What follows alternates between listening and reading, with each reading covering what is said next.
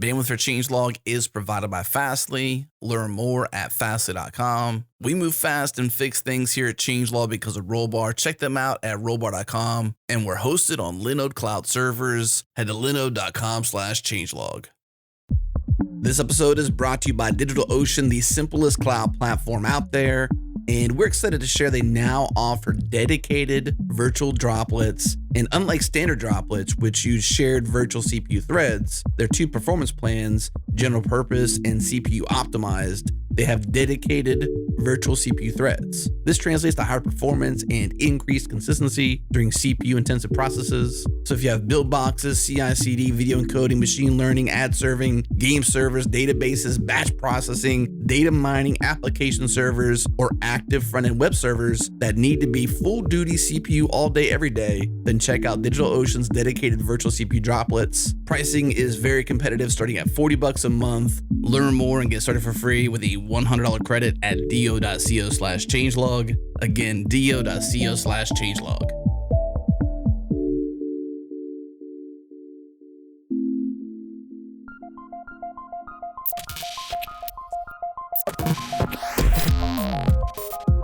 Welcome to Practical AI, a weekly podcast about making artificial intelligence practical, productive, and accessible to everyone. This is where conversations around AI, machine learning, and data science happen. Join the community and Slack with us around various topics of the show at changelog.com/community. Follow us on Twitter. We're at Practical AI FM. And now onto the show. This is Daniel Whiteneck, one of the co-hosts of Practical AI. I'm a data scientist with SIL International. I'm joined today by my co-host, Chris, who is a chief AI strategist with Lockheed Martin RMS APA Innovations. How you doing, Chris? Doing great. How's it going today, Daniel? It's going great. We were just talking before the show. I'm dealing with a few allergy issues. I think you are too, but it's that time of year, I guess. It is. So a couple of coughs here and there is a normal part of a podcast as far as I'm concerned. Yep. Well, are you up to date on your pop culture, Chris? I'm trying. I'm looking forward to learning a whole lot more on this episode. So my wife and I have been listening or watching Jeopardy now that it's on Netflix during our dinners recently, and I fail often at the pop culture categories. So I'm really glad that we have Nick Hasty from GIPHY with us today, who is an expert in such areas, but also an expert in AI, to talk about some of the work they're doing in AI at GIPHY and where that crosses with pop culture and other things. So welcome, Nick. Hi, thanks for having me. It's great to be here. Yes. Extensive pop culture knowledge is a prerequisite here at GIPHY. Yeah, I assume so. So hopefully I can do a little bit better at Jeopardy after the show. Yeah. So Nick is the director of research and development at GIPHY. Nick, do you want to just give us a little bit of background about yourself, how you got into tech, how you got into AI, and how you ended up at GIPHY? Yeah, for sure. I'd be happy to. Got kind of a varied background, to be honest. Currently director of R&D here at GIPHY. We're in New York, and I live in Brooklyn. So I grew up in Georgia, actually. And that's where I'm at. Okay. Oh, good for you. Georgia rocks. Canton, Georgia. It's like about an hour and a half north of Atlanta. I'm in Kennesaw. There, I know. No kidding. And I grew up in Cobb County. So for those who don't know that the Atlanta metro area, I'm sorry, but we're practically neighbors growing up. Yeah, totally. Yeah. I feel a little left out here, but I'll let you guys continue. So sorry. Yeah, that's really funny. Wow, it's a small world. Atlanta's doing good. So then, I went to University of Georgia as undergrad, and I was actually an English major, and always dabbled in computing in terms of like custom Doom mods and like music technology stuff. I was big into music, and I actually didn't really get into web stuff and more computer science until grad school when I went to an interactive telecommunications program at ITP called ITP at NYU. It's kind of a art technology school in the Tisch School of the Arts, and they kind of take a bunch of random people who are good at a lot of different stuff and throw technology at them. Anything from algorithms and visualizations, data viz stuff to like actual light electrical engineering. Just kind of see where you end up. So I was like historically very into like creative tech stuff and even like art proper. So after ITP, I started working for the New Museum here in New York. They have a new media art branch called Rhizome. And it's been around since the mid-90s. It started off as a listserv, and it's now a website and museum and an archive and stuff where they house digital art. It's like an internet art organization. I was a director of technology there for a number of years, and I got a lot of my web chops there. And being at Rhizome, we were very invested in the GIF early on, because the GIF is like a purely internet media, I guess you could say. It's like something that was really born. Well, I mean, it predates the internet, but I mean, it really came to its own. Yeah, once upon a time, there were only GIFs and JPEGs on the internet, for images. Yeah, like old. Well, it's like a primary communication technique now, almost native to the internet. It's a really wild kind of trajectory that the GIF has had. It's been really interesting to see. So yeah, when I was at Rhizome, and we would do like art shows where like the artists would only work in the GIF format. This is like the not early 2000s. This is like well, they did stuff in the art shows like that since the 90s and the 2000s, and I started in the late 2000s there, and I've worked hard on their digital archive, so there's a lot of archive digital assets, including animated GIFs and those kinds of things. And after that, I started working, I was kind of like teaching myself Node, and I was building a GIF maker tool, and through school, I was introduced to, through a schoolmate, I was introduced to Alex Chung, GIPHY's founder. He was at BetaWorks, and he had just been pulled in as like they were doing like a seed program for a number of different startup people.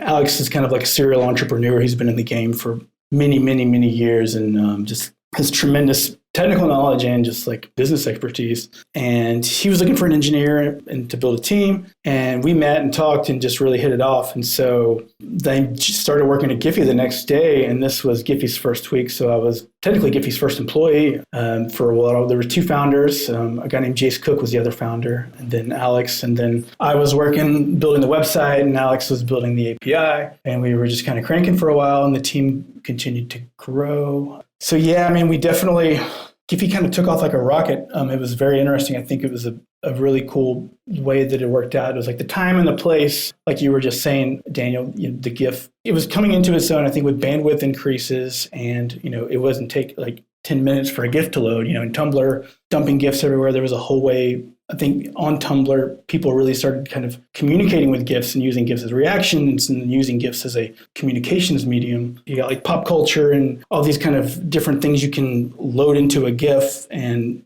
so if a celebrity is saying hello, you got all these kind of different layers of meaning that you can unpack. And it became kind of a, really interesting way for which people to interact with each other online. And we kind of realized that. And our goal was to just, since GIFs are so old and since they kind of work everywhere, I mean, at this time it was 2013, so like there was still like contention around which video codec to use on the web, and somebody supported, Firefox supported this, but Safari supported that. But like no matter what, the GIF was supported everywhere. It was definitely an old format and overweight and kind of slow, but it's kind of universal ability to just load and play in anything, including like iMessage way back in the day. So I guess at this point, with you guys being going for quite a few years at this point, what does GIPHY Research do now that you've kind of grown into a full organization? What are the typical types of things that your researchers are engaged in? Yeah, so fast forward now, I've kind of moved out of engineering, and I'm like a product director person. So I run the R&D team. We are within the search division. So our earlier... How big is GIPHY in general, just to get a sense? Yeah, it's a good question. There's about 100 people. There's roughly 75 in New York. Okay. In LA, we have our own content creation studio. So there's like artists and animators out there. There's about 25 of those. Engineering-wise, we're probably 30 to 40 at this point. Yeah. That's a good size organization. You're definitely past the early startup phase. Oh, yeah, totally. It's been a wild ride to see that happen. There's a lot of people here now, and it's awesome to have a lot of super talented people here taking care of the things that, just like you could never deal with in the past. And just now we're just so much more mature and so much more able to handle everything that comes at us. So, like I was saying, my background is more like, I like making things. And so I have been able to move into the more of the R&D, like special projects-y kind of research things, find fun stuff, create prototypes for things, and then other teams maybe, find value in it and pick it up. But I mean, to be honest, our team, we're a good-sized company, but we're not so big that we can just sit in the back and like mix chemicals and like play with our thumbs. Like we got to ship stuff. So I like that. Maybe one day. But yeah, so my team, alongside the celebrity detector stuff, I mean, we were the kind of the first team to really use deep learning tools like Word2Vec. We use this open source model, or we use that deep learning model like all over the place for recommendations and a couple of other things. So like on the GIPHY website, if you go to the GIF detail page, which is like a single GIF, all the related GIFs down below, like our team kind of overhauled that and used Word2Vec to take user data to approximate relatedness in terms of how visitors visited the GIPHY website in a session. We did a similar thing with our tag space. So like we do like related tags and recommended searches using deep learning, Word2Vec specifically. We are doing other kind of things now where we're building trending tools using various types of models, not all deep learning, some just machine learning, or some of them just kind of old school statistical algorithms. Doing like language prediction stuff. We're doing head-to-head comparisons against like search results so that we can kind of get a better sense of how our search is performing. We had a spell of time in which we were doing a lot of image annotation. Obviously, GIPHY has a whole lot of GIFs, and we relied on our content team to annotate those for a long time. We have like a team of people who are ultra mega pop culture wizards who can prattle off anybody in a GIF, and then all the celebs and know everything. But humans can only go so far when you reach the tens of millions in terms of your catalog. It strikes me as funny. You're the company that could have like a pop culture wizard department. Oh yeah, totally. I mean, we could call it that. Our content development team is definitely people whose jobs are to watch TV shows and cut GIFs out of them or live GIF. I mean, that's not their only thing. They do a lot of stuff, but like we'll watch the live event. Like they'll watch the Oscars and they will cut GIFs of the Oscars in real time and catch all those awesome moments of people sassy looks or celebratory speeches and those kinds of things, and we'll cut those in real time. And we work with partners, movie studios, these kinds of various other people in the entertainment industry to live GIF events and things like that. So yeah, it's very funny. So you mentioned a lot of different things that you've done and are doing. Like, how many people are on this R&D team working with you to come up with these projects? Yeah, so right now there's 5 of us.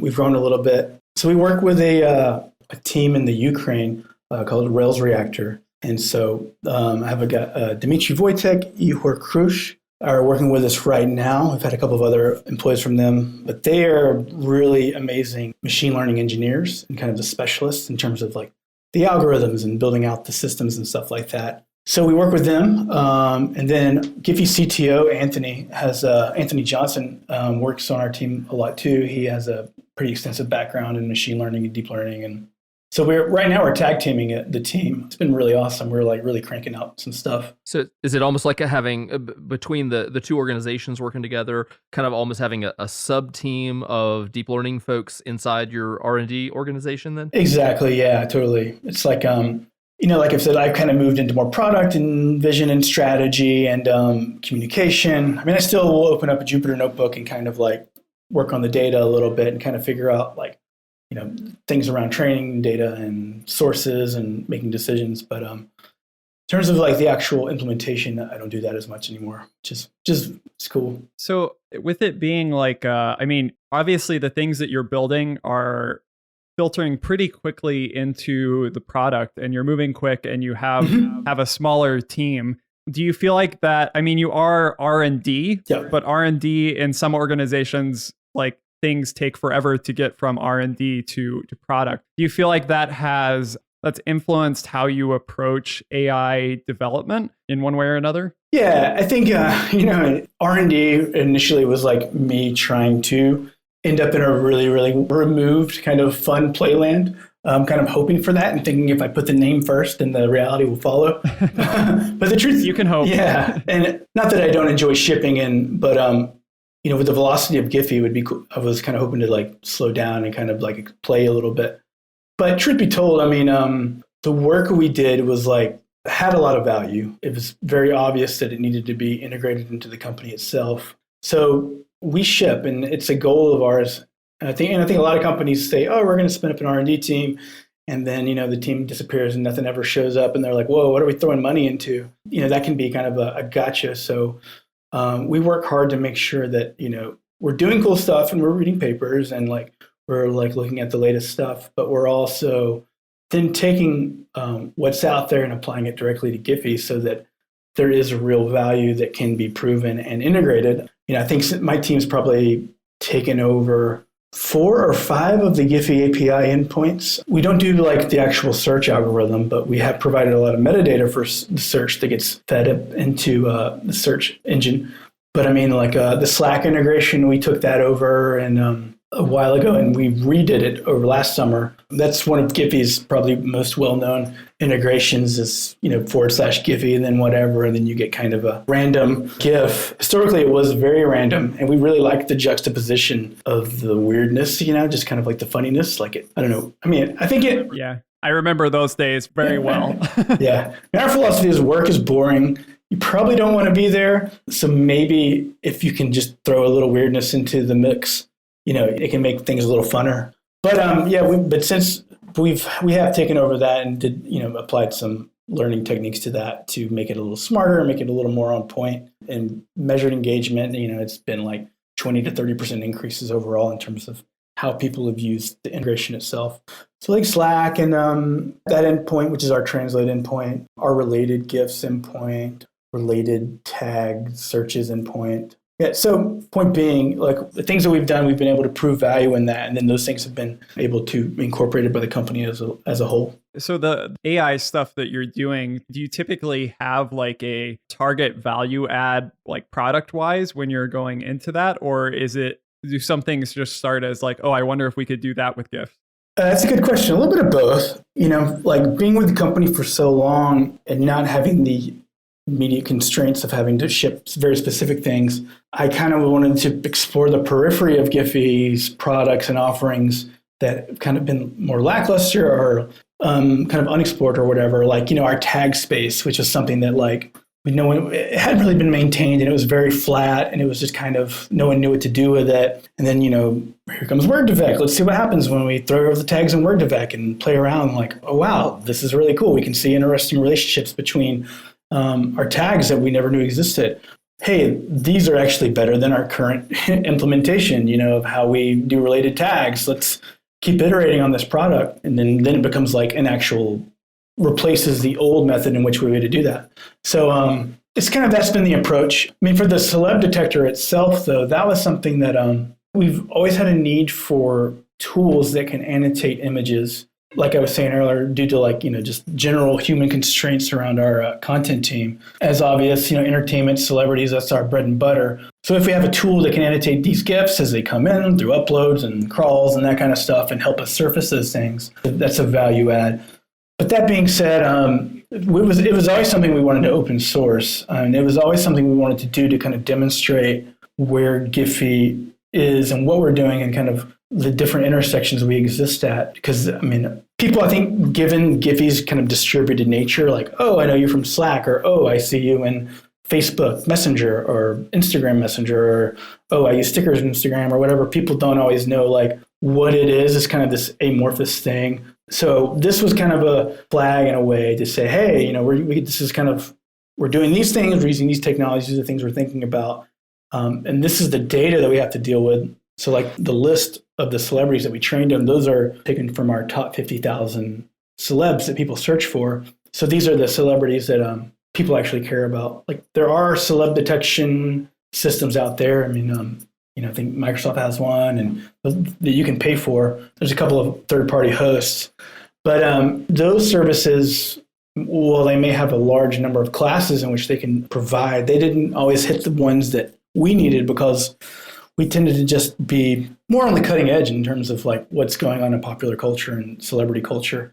So, you know, the thesis was we can really demonstrate that we can do the tech, we can build something interesting and fun. We have a very unique set of data that is not necessarily handled by other people. So we can kind of, you know, put all our different ingredients into this like stew and then give it to people as a way to, if you're new to deep learning or if you're new to these kinds of things, we can open this up for people. And GIFs are fun and easy. I mean, it's a nice entry point. Like if people are slightly intimidated by machine learning or deep learning or any of these technologies, you know, GIFs and celebrities is kind of like a nice spoonful of sugar to help people kind of dive in. I mean, I've always personally found that when I'm working with fun content or working on a fun project, I tend to learn the technology better that way as opposed to just reading a book or, hammering stuff out in the class. I'm like, I want to build something and I want to incorporate this fun thing and this fun thing. And, if I end up needing like some deep learning algorithm or whatever to make it happen, that's cool. Yeah, that was kind of the thought behind that.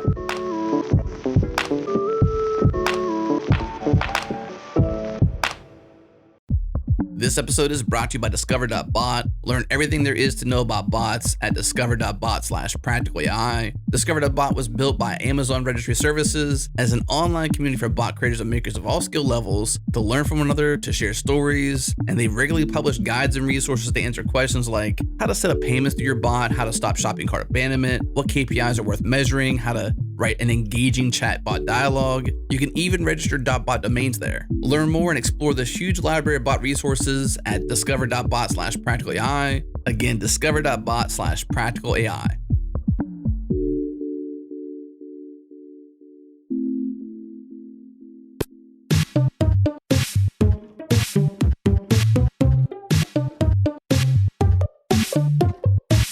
So Nick, to take you back, we kind of leapt right into the full company, but I actually wanted to ask you a question about, you described when you had come into the company and you were having that conversation and the next day you were doing it, but even possibly before that, as you know it, how did the project itself come about? What was its genesis? And also, why were celebrities the thing that you moved to, or was there anything before that? The project, you mean the celebrity detector or GIPHY itself?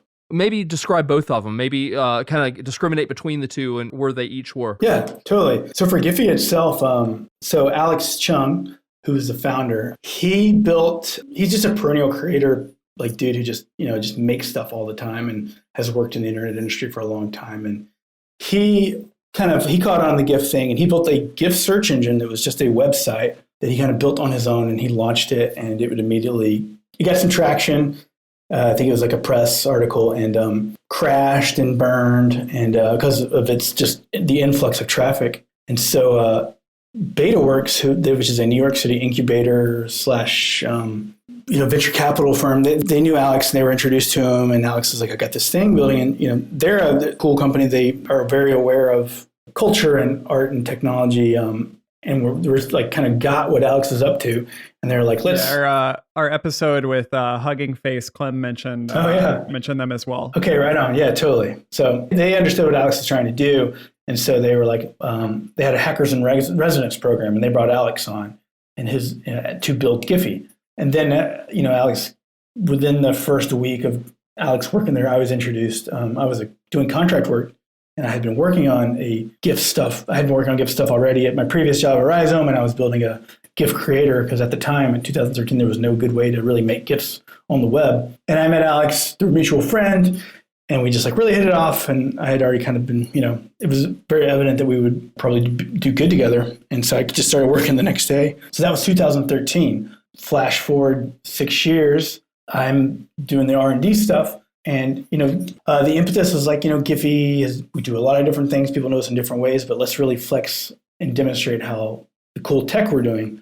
I think people may have an idea of like the volume and the GIFs and we serve and like kind of the scale at which we do. I mean, we serve a couple billion of GIFs every day, but I don't know if people know kind of like about the more interesting kind of projects that happen in-house and how working at GIPHY is working with interesting technology at the nexus of culture and entertainment. So the sled detector, kind of embodied this. We could do this project, say, hey, GIPHY, we do deep learning. We're working hard. We've had this experiment kind of happening in the background.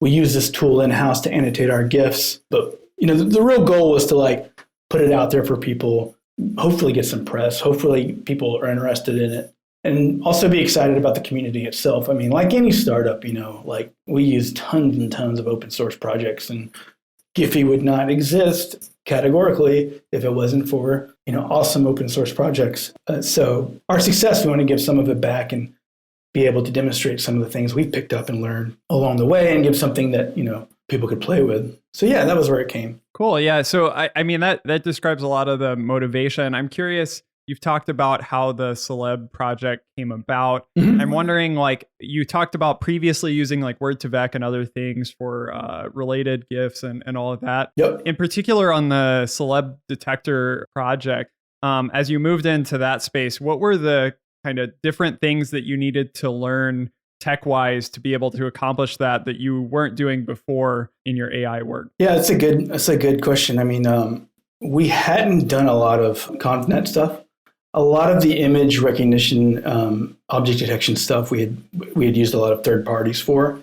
Like hit API. Like you're not going to build if you need a generalized model for object detection and images. Like you're not necessarily going to train your own for that. So we didn't necessarily need that in house. But for the celebrity detection one, yeah, it was.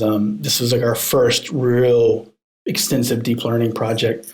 So there was a lot of experimentation in the background. I mean, first, it was like just getting the data together against our searches. Like we had a lot of images around some of these celebrities.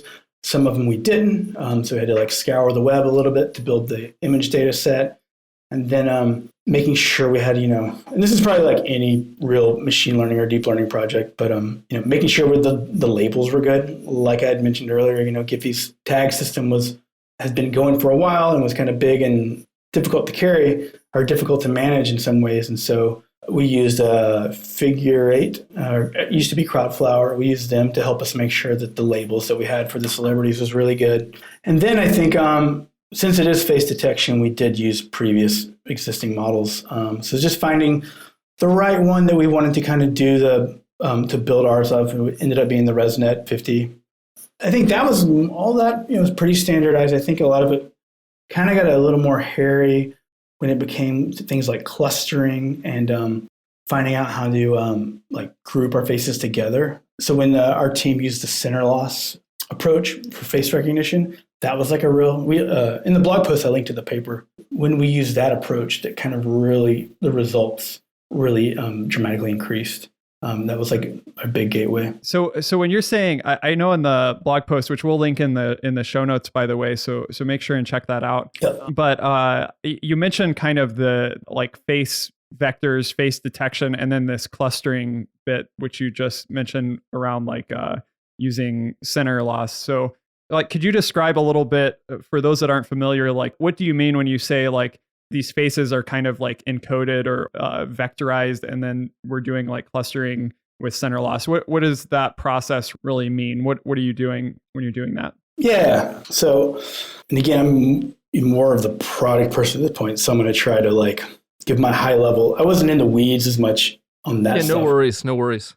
But yeah, when you have a face come in to the network, you make an embedding of it so that it becomes like a series of numbers or whatever. Yeah, so it's like face to numbers. Yeah, exactly. And so then for all the faces, they have a numerical representation. And what you want to do is be able to find similar faces and be able to match them. So if a new face comes in, when you translate that face into a group of numbers, you want to be able to check it against the previously existing groups of numbers that kind of live within the model to come up with a prediction. So for us, there are pre-existing models, like I was saying, like the ResNet, that can take an image and make it into a vector. And so that wasn't so hard, but finding the right way to take the vectors and cluster them and group them in such a way that when a new face vector came in, we could make an accurate prediction. That was definitely the biggest challenge for us. So you mentioned that you had selected, ResNet 50. What kind of tools were you using? Was the team using to be able to do it? Was this TensorFlow or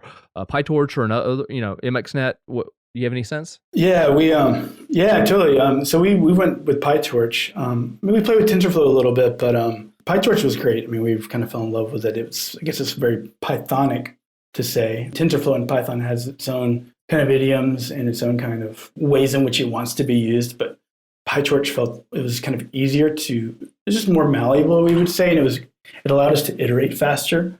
It allowed us to kind of experiment quicker.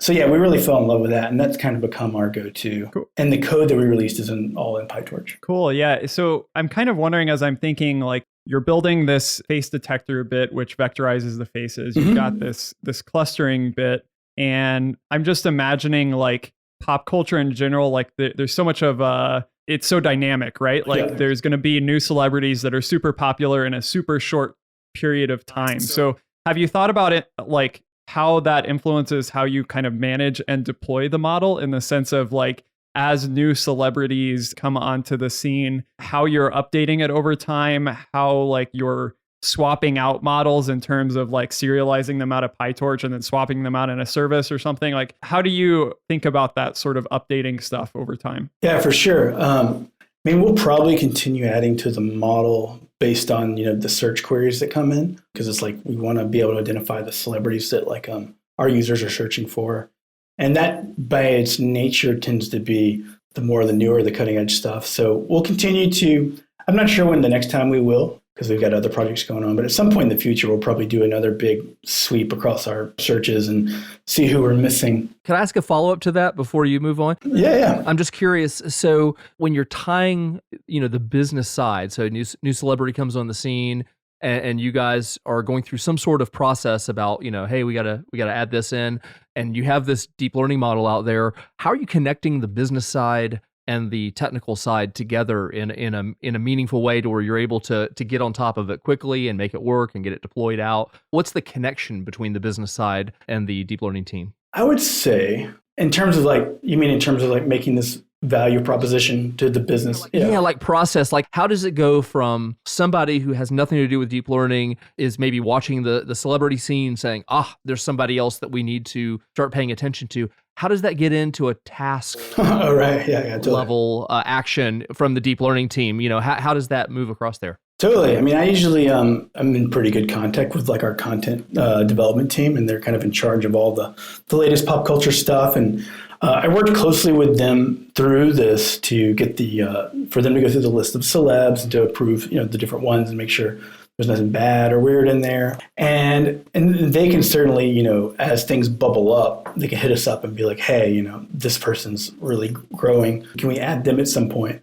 And we'll probably wait, obviously, because training takes a little time, obviously, and we have to make sure we got the right data set. So as we hit a certain kind of set of new celebs, we'll probably just do one big training and then re-release the model after that. Hasn't been a huge ask so far. I mean, in terms of business value, I think this isn't something where we're like, hey, GIPHY's got an API that we offer to everyone that's part of the GIPHY API so you can get celebrity predictions. It's not like this isn't, the proposition was never deep learning as a service. It was always like, let's do this thing in-house, set it up in-house, and then also give it out to other people to kind of show how we do things in-house. That's why we included like some ops-oriented code like Docker and those kinds of things to show how our philosophy now for deploying those kinds of things. Yeah, that's much appreciated, by the way. Yeah. We've actually been working with, for some of the latest stuff that we're doing, looking into Kubeflow and specifically Selden.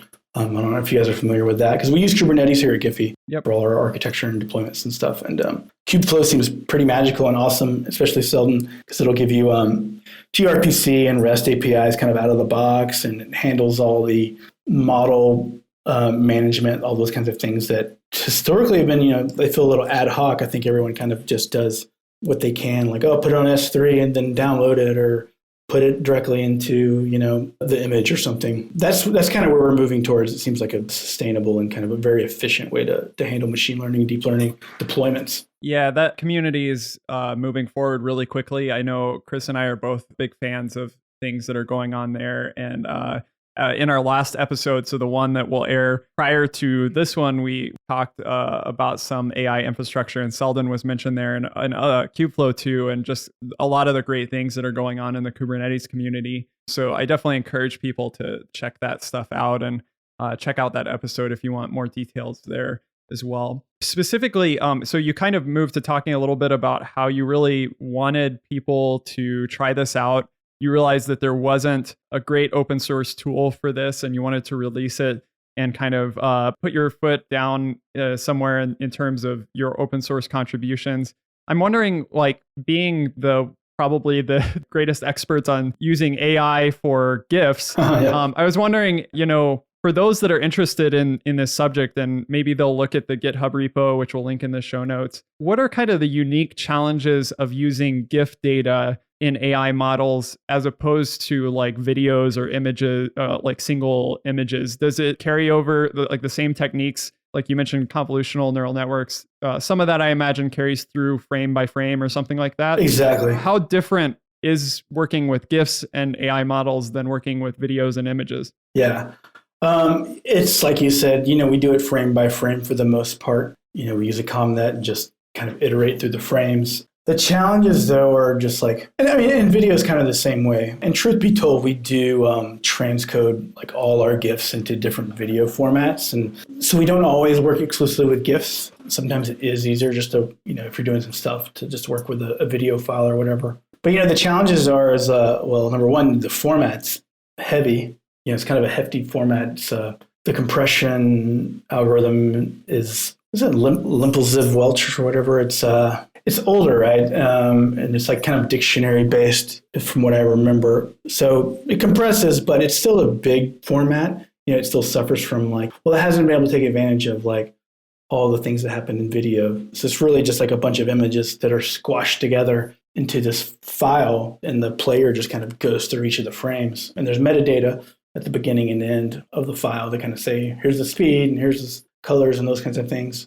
GIFs are also limited in the color palette. So if you have a high quality video or a high quality image and then you transfer it over to GIF, each frame is only limited to 256 colors, I believe. So you're going to lose some coloration there, which could very well affect how your machine learning system, how your deep learning system interprets the image properties of it and determines the values. So ideally, you would, if you can, it's good to work with as high quality of images as you can in order so your model can be the most accurate. Yep. So those are the kind of the main things. And it's just slowness too. If you're moving with big files and it takes longer to train and it takes longer, if you're moving stuff over the wire, that takes slower. So those are kind of the biggest challenges, I would say, that we had to deal with. And maybe this happens with video too, but if you have, if a GIF has 90 frames or 120 frames, and it may become the situation where evaluating every frame is not their best option just because of the overhead involved or the time involved. So you got to do some sampling across frames and then figuring out which frames to sample and then,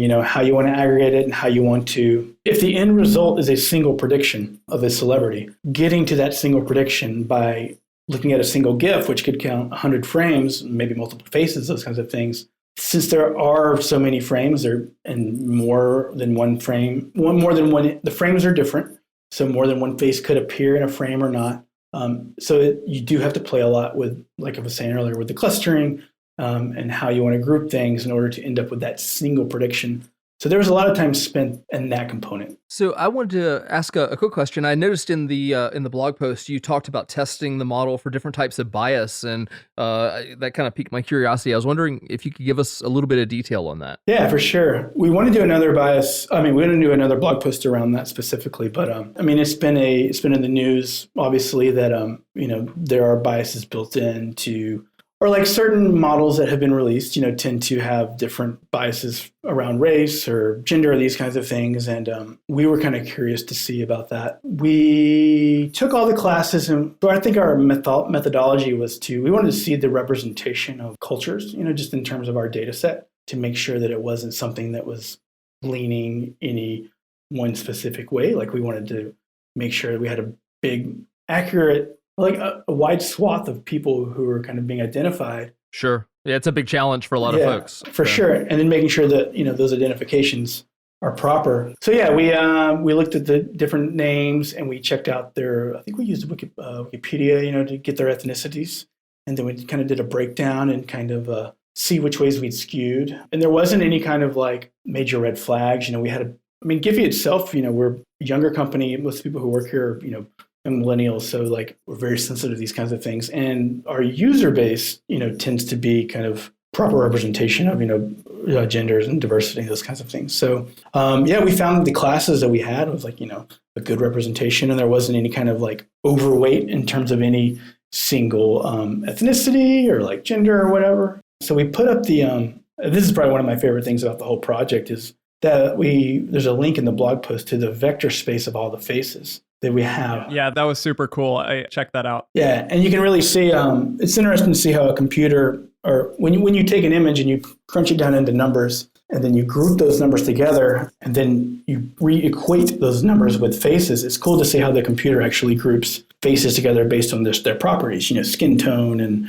hair color and all these kinds of things. So it was really funny to see celebrities who looked alike or who had shared similar characteristics in their face that you had never seen. In fact, I mean, to be honest, like our very favorite thing about this whole thing was within the company itself, everyone would upload their own face and then they would get their celebrity prediction. And there was like a huge email thread that the company shared out where everyone was like, oh, look, my match is Brad Pitt, or, oh, I'm Jennifer Lawrence or Idris Elba or whatever, Everyone's got their ego stroked a little bit. Yeah, that's awesome. I, for one, am. I was just thinking while you were doing, or while you were talking about open sourcing things and having that online, it's something I need to try out and share the results with my wife. I'm sure she would be interested to see that. But yeah, I really appreciate you taking time to go through the project with us. Just great work on everything. Oh, cool. Appreciate your practical perspective on things. And also appreciate you, diving into some of the finer points of things like bias and other things. We'll look forward to that follow-up blog post. But yeah, I think all of this will be linked in the show notes. So Nick mentioned the 3D face embedding explorer, the GitHub repo, the blog post. We'll link all of that in the show notes. So check it out. But thank you so much for joining us, Nick. This has been really fun. And I've definitely learned a few things about GIF along the way. And I learned a few things about pop culture. Hey, well, my job here is done then. What, right as we finish out, do you have a favorite GIF? I do. And so within the Reddit release, when we put it on Reddit, someone asked for the favorite GIF and I put it there. It's Vince McMahon. Do you know Vince McMahon from World Wrestling? Yeah. So he is like this crazy showman with insane faces. And there's a meme situation where he has this progressively more audacious reaction to images. So there's this one where there's this bodybuilder dude, and then Vince McMahon looks at him and keeps getting more and more excited until he falls out of a chair. And it just I don't know. It's just really, really funny. And the Vince McMahon meme format for me, I don't know. Maybe this is the Georgia in me talking about wrestling. But yeah, that's maybe my all-time favorite. Awesome. Yeah, I think wrestling is uniquely suitable there to that GIF format, with the expressions and the exaggeration in it. It's incredible drama. Yeah, we've got some great wrestling, just totally ridiculous wrestling GIFs that I could just watch over and over and just kind of ponder what the hell, or what all happening within this thing. Yeah, awesome. Well, we'll make sure and add that link to the show notes as well. But thank you so much, Nick. It's been great. Thanks for joining us. Of course, my pleasure. All right, thank you for tuning into this episode of Practical AI. If you enjoyed the show, do us a favor, go on iTunes, give us a rating, go in your podcast app and favorite it. If you are on Twitter or a social network, share a link with a friend. Whatever you got to do, share the show with a friend if you enjoyed it. And bandwidth for changelog is provided by Fastly. Learn more at fastly.com. And we catch our errors before our users do here at changelog because of Rollbar. Check them out at rollbar.com/changelog. And we're hosted on Linode Cloud servers. Head to linode.com/changelog. Check them out. Support this show. This episode is hosted by Daniel Whitenack and Chris Benson. The music is by Breakmaster Cylinder. And you can find more shows just like this at changelog.com. When you go there, pop in your email address, get our weekly email keeping you up to date with the news and podcasts for developers in your inbox every single week. Thanks for tuning in. We'll see you next week.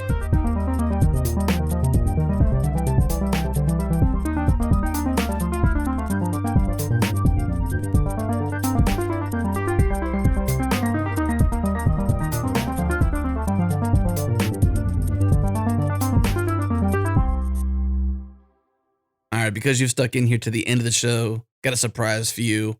Here's another preview of our upcoming show called Brain Science. This podcast is for the curious. We explore the inner workings of the human brain to understand behavior change, habit formation, mental health, and the complexities of the human condition. It's hosted by myself, Adam Stacoviak, and my good friend Muriel Reese, a doctor in clinical psychology. It's about brain science applied, not just how the brain works, but how we apply what we know about the brain to better our lives. There we go. That applied brain science really stood out to me because I don't want it to just be data. I want you to go, how can this fit? What can I take away? Now, how am I going to change?